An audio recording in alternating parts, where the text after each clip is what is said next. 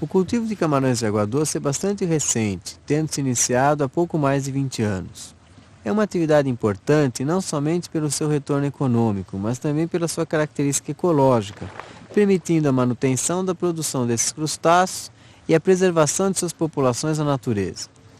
Ao contrário do que muitos pensam, sua prática não está limitada à região litorânea, o que tem permitido seu rápido desenvolvimento e a sua distribuição aos mercados consumidores do interior.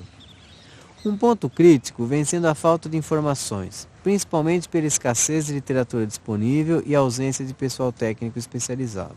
Esse vídeo tem a finalidade de transmitir a você as informações mais importantes sobre o assunto, o conhecimento desses animais, bem como as principais técnicas e métodos utilizados para sua criação, permitindo que possa, sem maiores dificuldades, decidir sobre seu real interesse na implementação da carcinicultura, ou seja, o cultivo de camarões de água doce.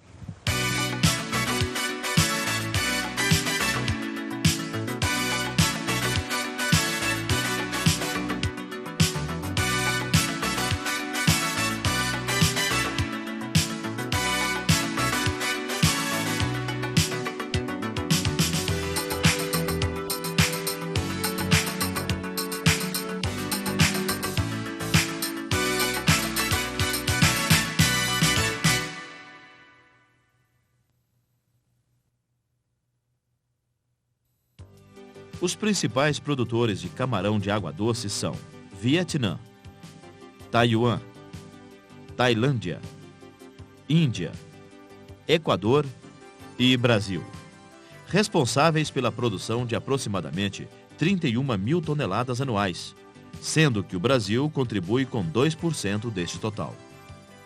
Estimativas da FAO, Organização de Alimentação e Agricultura da ONU, dão conta que o mercado consumidor absorveria pelo menos mais 100 mil toneladas por ano. O cultivo ocorre em quase todos os estados brasileiros, sendo a produtividade muito variável em função das diferenças geográficas e do nível de tecnologia empregado. De modo geral, tem-se obtido 1.000 a 1.500 quilos por hectare ano em regiões mais ao sul, onde o cultivo é interrompido no inverno, e 1.000 a 2.500 quilos por hectare ano no norte, nordeste e parte do sudeste. A criação constitui-se basicamente de duas etapas: a produção de pós-larvas, ou larvicultura, e a produção de camarões, com tamanho comercial denominado engorda ou recria. Por apresentarem características próprias, como veremos mais adiante, com frequência elas não são realizadas pelo mesmo produtor, sendo que a maioria dedica-se à engorda. Os custos de produção variam entre $3 a $5 o quilo, sendo que os itens mais importantes são a aquisição de pós-larvas, ração e mão de obra. Os camarões alcançam preços no mercado interno que variam entre $5 a $12 o quilo. O aproveitamento do extrato inferior dos viveiros de criação de peixes para produzir camarões tem demonstrado ser um imenso potencial para diminuir os custos do cultivo. A maioria das espécies de camarões de água doce de interesse comercial pertence ao gênero Macrobráquio, que evolutivamente é mais próximo das lagostas do que dos seus parentes de água salgada. Caracterizam-se principalmente pelo fato das fêmeas incubarem os ovos aderidos às extremidades natatórias. Para que uma espécie de camarão seja adequada ao cultivo, ela deve apresentar algumas características básicas, tais como fácil reprodução em cativeiro, alta fecundidade, rápido crescimento, alimentação simples e barata, rusticidade, adaptação às condições ambientais e, principalmente, boa aceitação no mercado consumidor. No Brasil, existem 3 espécies que satisfazem estas exigências: Macrobráquio acanthurus, Macrobráquio amazônico e Macrobráquio carcinus. Mas a espécie mais cultivada em todo o mundo, sendo o que acontece também no Brasil, é o Macrobráquio rosenberg, conhecido como camarão da Malásia, camarão de água doce ou lagostim. Esse camarão é natural do sul e sudeste asiático e pode atingir até 32 centímetros e pesar 500 gramas. Como a tecnologia para sua criação é a mais desenvolvida, é desta espécie que estaremos tratando daqui para frente. Os camarões de água doce apresentam o corpo dividido em 2 partes principais: o cefalotórax e o abdômen, que são chamados popularmente de cabeça e cauda. O cefalotórax contém a carapaça, rostro, antenas, quelas e os pereiópodos. O abdômen contém o telso, pleiópodos e as pleuras. Observe, nas fêmeas as pleuras formam uma câmara onde são depositados os ovos e os pleiópodos auxiliam na incubação dos ovos, arejando-os. A muda ou equidise é o fenômeno da troca periódica do exoesqueleto rígido que recobre o corpo dos artrópodes em geral. É durante esta fase que os camarões crescem, sendo, portanto, este processo essencialmente descontínuo. É através do segundo par de patas natatórias que diferenciamos o sexo dos animais. Na fêmea, observamos apenas o apêndice interno, enquanto que no macho, além dessa estrutura, observamos também o apêndice sexual masculino, que o auxilia na cópula. Existem basicamente 3 categorias de machos: os portadores de quelípodos azul profundo, que são dominantes, férteis e com porte avantajado, porém com taxa de crescimento muito reduzida. Os portadores de quelípodos alaranjados, que apresentam alta taxa de crescimento e baixa atividade gonadal, e os portadores de quelípodos translúcidos, que são bem menores que os anteriores, férteis e de comportamento mais ativo.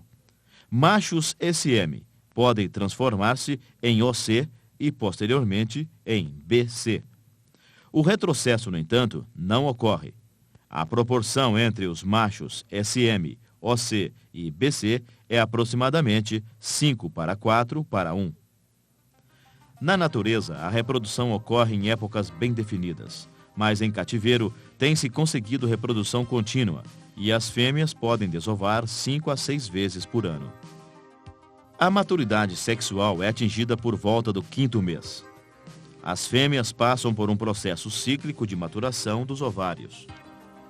Quando os ovários estão maduros, ocupam quase todo o espaço sob a carapaça e podem ser vistos como massas alaranjadas.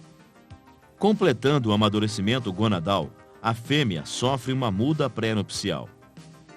Veja estas imagens inéditas sobre o processo de reprodução. Inicialmente ocorre um comportamento de corte durante 10 a 20 minutos. O macho se exibe para a fêmea. Ocorrem várias aproximações.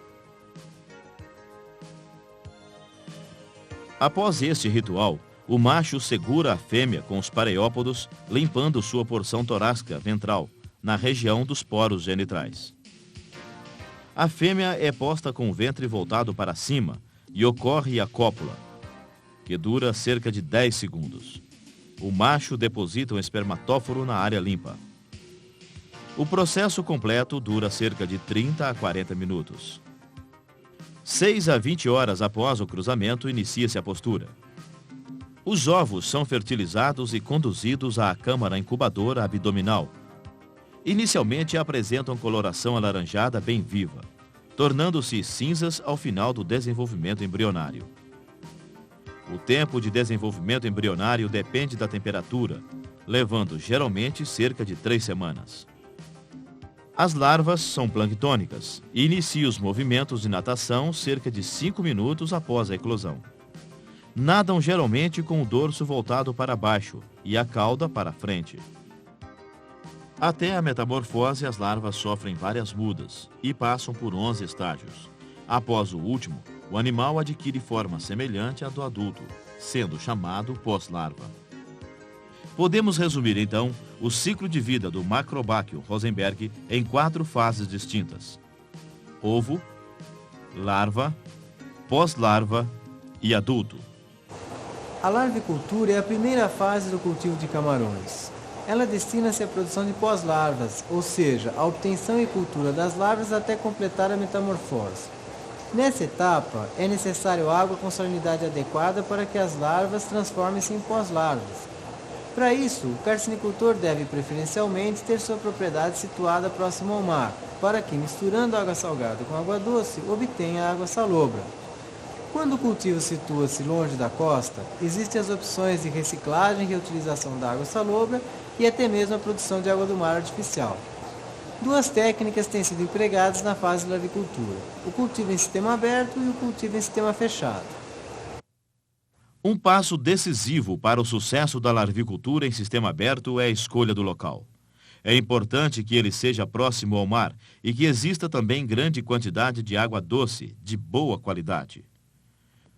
Um grande problema que surge nesta etapa do cultivo consiste na eliminação, para fora dos tanques, dos subprodutos nitrogenados, principalmente amônia, resultantes da excreção das larvas e da decomposição da matéria orgânica, que podem atingir níveis tóxicos.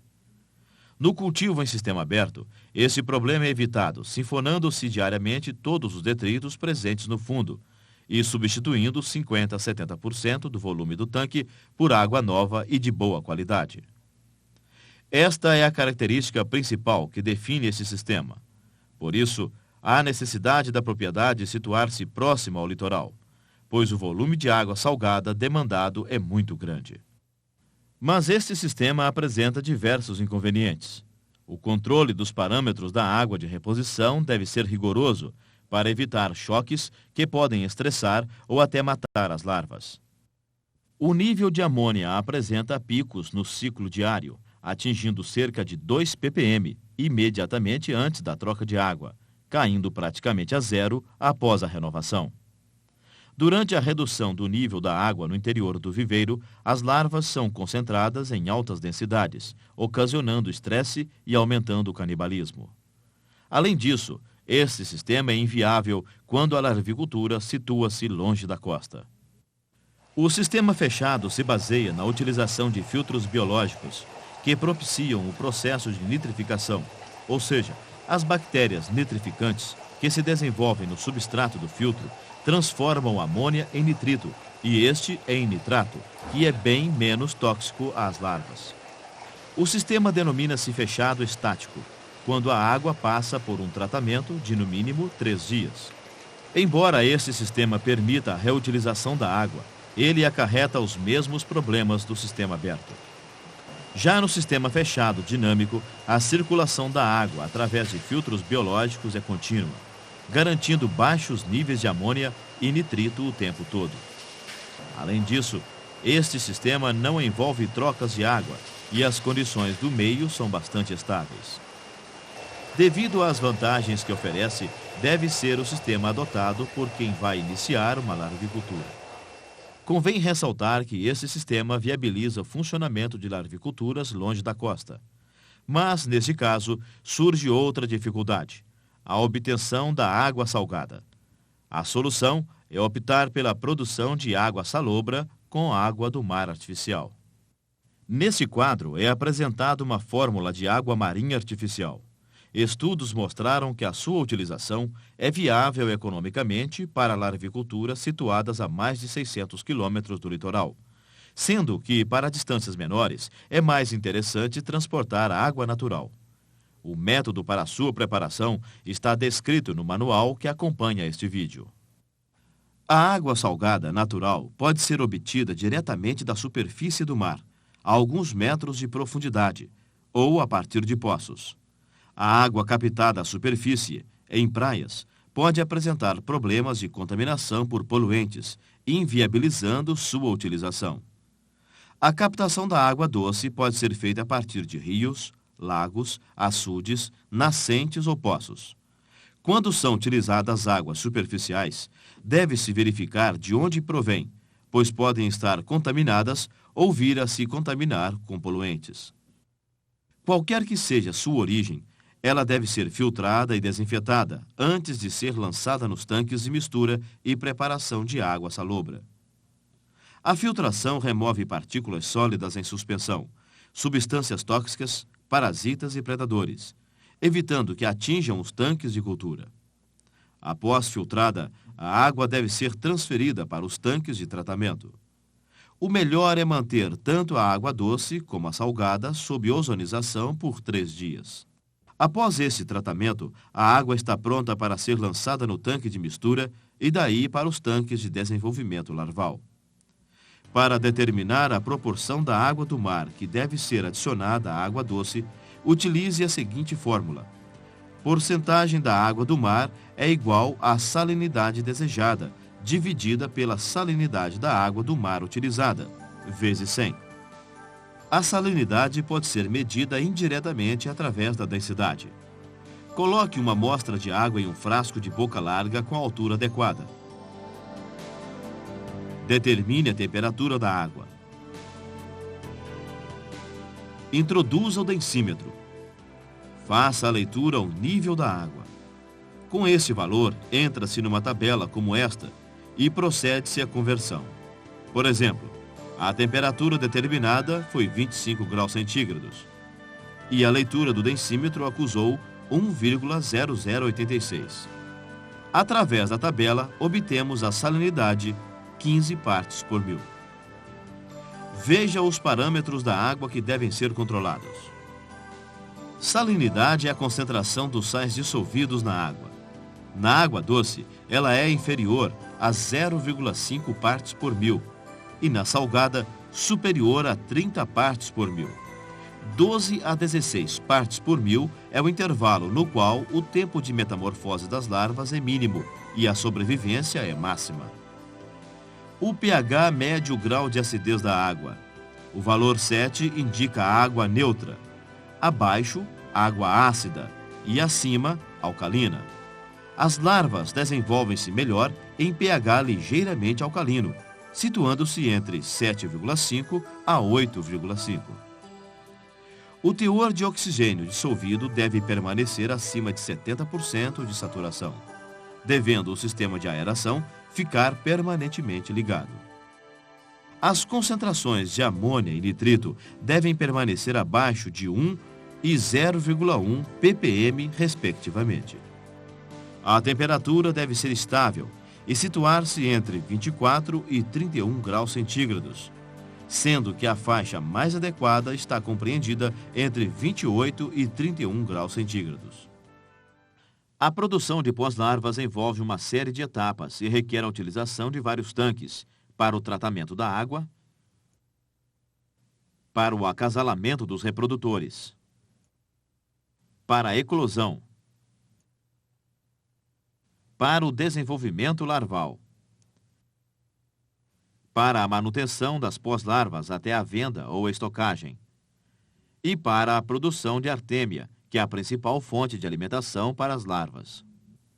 Eles podem ser construídos em alvenaria, fibra de vidro, plástico ou fibrocimento. Internamente devem apresentar as paredes lisas e o encontro entre duas paredes abaulados, para facilitar a limpeza e impedir a fixação de organismos indesejados. Quando construídos em alvenaria ou fibrocimento, é necessário que recebam uma impermeabilização com resina inerte.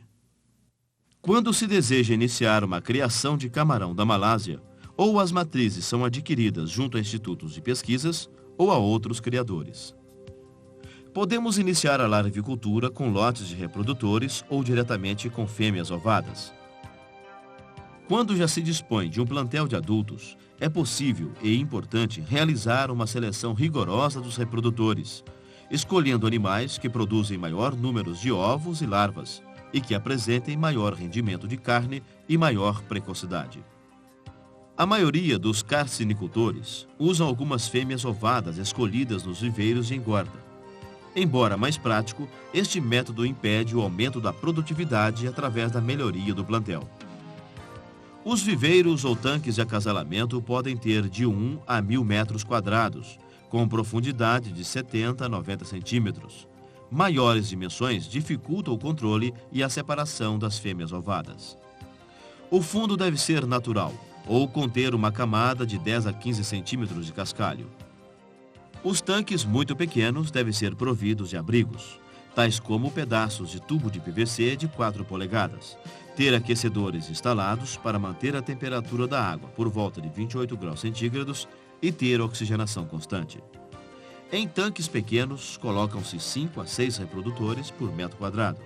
Como o mesmo macho pode fecundar várias fêmeas, A proporção sexual pode ser de um macho para cada 4 ou 5 fêmeas. Os machos BC têm vida curta. Assim, é importante manter lotes de machos OC e SM nos viveiros de reprodutores, que vão substituindo os dominantes à medida que eles morrem. Quando não se toma este cuidado, é comum ocorrer falta de machos.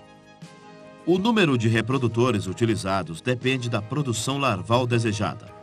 Como uma estimativa aproximada, podemos admitir que fêmeas com um tamanho médio produzem 15.000 larvas. A reprodução induzida consiste na retirada do pedúnculo ocular de fêmeas, onde encontra-se uma glândula produtora do hormônio inibidor do desenvolvimento sexual e da muda. Os reprodutores devem ser rigorosamente selecionados. A preferência deve ser dada aos animais que apresentem coloração mais viva e carapaça enrijecida. Os animais devem ser retirados da água e enxugados rapidamente com uma toalha. Com o auxílio de um bisturi, corta-se o pedúnculo ocular rente à sua base. Tendo-se o cuidado de fazer o corte superficial, pois logo abaixo encontram-se órgãos vitais, como o cérebro do animal. Em seguida, procede-se à cauterização. O local deve ser seco com um cotonete, verificando-se a ocorrência de fluxo de hemolinfa. Caso haja, deve ser estancado com nova cauterização. Para finalizar, uma pomada antibiótica contendo 50% de terramicina e 50% furacin deve ser aplicada sobre o local. É importante rapidez durante as etapas para minimizar o estresse causado ao animal. A técnica permite a obtenção de fêmeas ovígeras, com uma redução de cerca de 13 dias, quando comparado ao tempo comum. As fêmeas cujos ovos sofrerão eclosão brevemente devem ser coletadas, contadas e posteriormente transferidas para os tanques de eclosão. Os tanques devem ser enchidos com água salobra a 5 partes por 1000 ou com água doce. A oxigenação deve ser moderada e mantida por meio de uma pedra porosa. Uma outra possibilidade